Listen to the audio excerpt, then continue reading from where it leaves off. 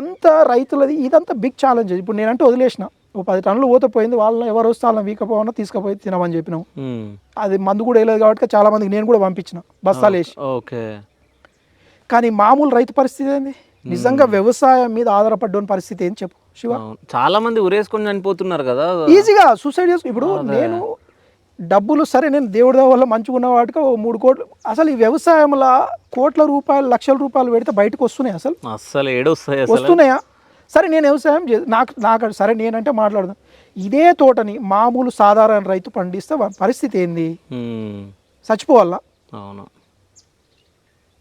అదొక ఇట్లాంటి ఛాలెంజెస్ ఇక పొడుగుతా పోతూనే ఉంటాయి. ఇప్పుడు బత్తాయి తోట అట్లా ఒడ్లు పండిస్తే అవి సరిగా కొనరు, రీసోర్స్ లేబర్ ప్రాబ్లము, ఆ లేబర్ని పిలిస్తే మనకు మీద పడతాయి. ఇట్లాంటివన్నీ మామూలు రైతులకు ఉన్న సమస్యలు, చాలా తలకాయ నొప్పులు. నిన్న మన కాటన్ సమస్య ఒకటి.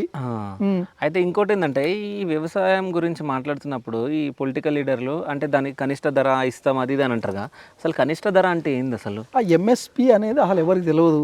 దాని డెఫినేషన్ ఎవరన్నా ఈ ఎమ్మెల్యేలు టక్కున చెప్తే నువ్వు సడన్గా అలా సడన్ పోయాడు. నేను ఒకటి చెప్తా, ఇప్పుడు ఎమ్మెల్యేలు ఎంపీలుగా ఉన్నోళ్ళకి ఎంపీ అంటే ఏందో తెలియదు, ఎమ్మెల్యే అంటే నాకు తెలిసి ఫుల్ ఫామ్ తెలియదు అనుకుంటున్నాను. అట్లని కాదు, కొంతమంది ఇంటెలిజెంట్లు ఉన్నారు, కొందరు డాక్టర్లు ఉన్నారు, కొందరు ప్రొఫెసర్లు ఉన్నారు, అందరు ఉన్నారు. కానీ కొందరు మాట్లాడుతూ చూస్తున్నావు. నిన్న మన ఇంగ్లీష్ ఇదేంది ఉత్తర బిత్తర ఇంగ్లీష్ అని మా మాధవిలో తక్కువ అంటుంది.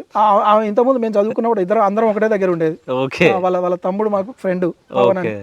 సో ఆమె ఆమె ఆమె ఇది ఒక మీమ్స్ అయిపోయింది.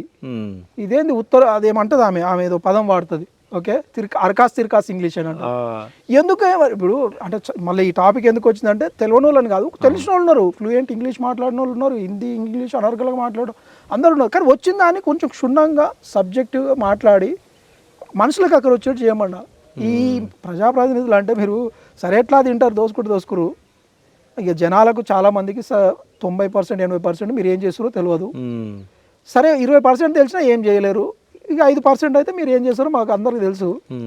మాకైతే తెలుస్తుంది, మేము తిరుగుతున్నాం కాబట్టి జూబ్లీ హిల్స్ బంజారా హిల్స్ ఏరియాలో మాకు తెలుస్తుంది ముచ్చట్లన్నీ.